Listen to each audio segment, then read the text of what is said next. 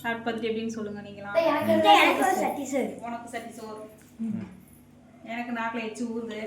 ஆஹா, எனக்கு சட்டி சோறு சூப்பராக இருக்கு. சட்டி சோறு பார்த்தீங்கன்னா சட்டி சோறு கத்திரிக்காய் கார குழம்பு இன்னொரு ஊருக்கு போய். ஆமாம், நல்லா இருக்கு. ஃப்ரெஷ்ஷான பிஞ்சு கத்திரிக்காயை வச்சு ஒரு காரக்குழம்பு பண்ண போகிறோங்க. எப்படி பண்ணுறதுன்னு பார்க்கலாம் வாங்க. சுவை அருமையாக இருக்குங்க. ஃபஸ்ட்டு அதை வறுத்துக்கோங்க. இதை வறுத்து இந்த குக்கரில் போட்டு வேக வச்சிடலாங்க. அதுக்கப்புறம் நம்ம குழம்புக்கு தேவையான எப்படி ஸ்டெப்பு ஸ்டெப்பாக பார்த்துக்கலாங்க. இந்த அளவுக்கு வறுத்துட்டுங்க நம்ம சின்ன குக்கரில் போட்டு வேக வச்சிடலாங்க. தண்ணியில் அதில் கொஞ்சம் உப்பு போட்டு ஒரு 2 விசில் விட்டுக்கலாங்க. தட்டைப்பயிறு வறுத்த வடச்சட்டியவே வச்சு ஆயில் கொஞ்சம் சேர்த்துக்கலாங்க. ஆயில் ஆயிடுச்சு. கடுகு கொஞ்சங்க, ஜீரகம் கொஞ்சங்க, வெந்தயம் கொஞ்சங்க, பொரிஞ்ச ஊட்டி,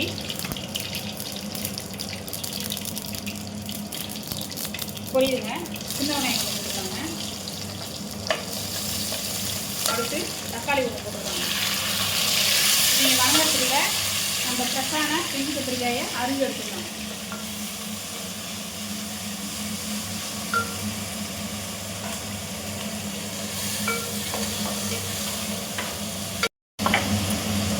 பாருங்க, கத்திரிக்காய் வந்து இந்த மாதிரி 4ஆக வகுத்துக்கலாங்க. இப்படி முழுசாகவே இருக்கிற மாதிரியும் 4ஆக வந்து தண்ணியில் போட்டுக்கலாங்க.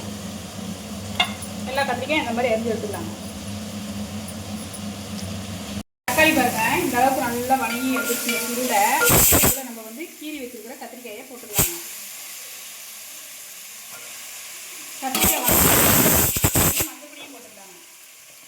அப்போ கத்திரிக்காய் வந்து காரம் இருக்காது.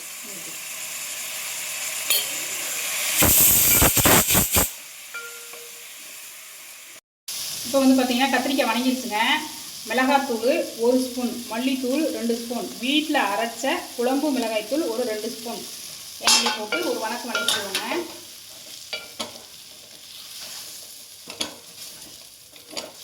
எலுமிச்சங்க அளவுக்கு புளி நல்லா சோடு எடுத்து கரைச்சி அது தண்ணி எடுத்து வச்சுருக்குறேங்க. இப்போ அதை வந்து இப்போயே ஆட் பண்ணிக்கலாங்க. நம்ம ஆட் பண்ணிவிட்டு தேவையான உப்பு சேர்த்துக்கோங்க. இதுக்கு தேவையான உப்பு போட்டாச்சுங்க. விசில் விட்ருக்கோம் பார்த்தீங்களா. இப்போ அதுக்கு இதுலேயே ஆட் பண்ணிக்கோங்க.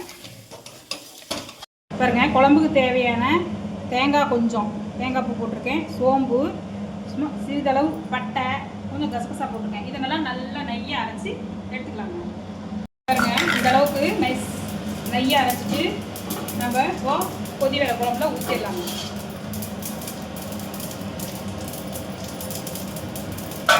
கொஞ்சமாக தேவையான கொஞ்சமாக தண்ணி ஊற்றிக்கலாங்க.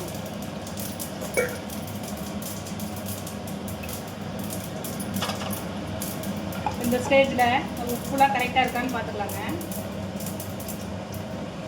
நல்லா கிளறி விட்டுட்டு நல்லா உப்புலாம் கொஞ்சம் கரெக்டாக இருக்கான்னு பார்த்துக்கிட்டு பத்தலைன்னா கொஞ்சம் சேர்த்துக்கோங்க.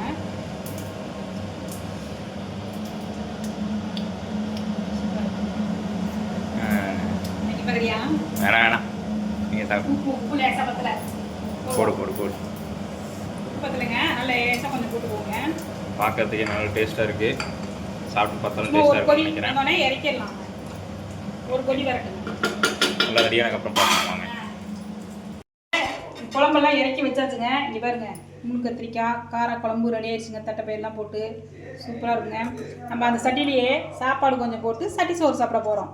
இந்த மாதிரி சாப்பிட்றதே தனி ஒரு சுகம்தான். அவ்வளோ ஒரு டேஸ்ட்டாக இருக்கும், செம்மையாக இருக்கும். இதுக்கெல்லாம் நீனு எல்லாம் வீட்டில் போட்டுக்குவாங்க. ஆனால் இந்த சோறு அவ்வளோ ருசி. அது என்னமோ தெரில, அது அப்படிதான். ஃபஸ்ட்டு எனக்கு வேணும். வருங்க சட்டி சோறு கொஞ்சம் கொஞ்சம் கொஞ்சம் சாப்பிட்டு பார்த்துட்டு எப்படின்னு சொல்லுங்க நீங்களா. உனக்கு சட்டி சோறு, எனக்கு நாக்கில் எச்சு ஊறுது. ஆஹா, எனக்கு சட்டி சோறு சூப்பராக இருக்கு.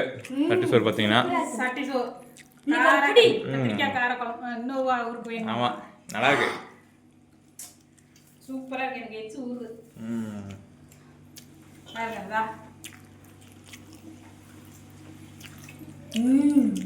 சூப்பர். நீங்கள் புரிஞ்சு நீங்களும் ட்ரை பண்ணி பாருங்க.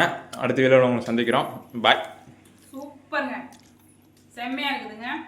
சாப்பிட்டு பார்த்துட்டு செஞ்சு பார்த்துட்டு நீங்கள் எப்படி இருக்குன்னு சொல்லுங்கள். பாய். Like, share, அடுத்த subscribe. செஞ்சுக்கலாம்.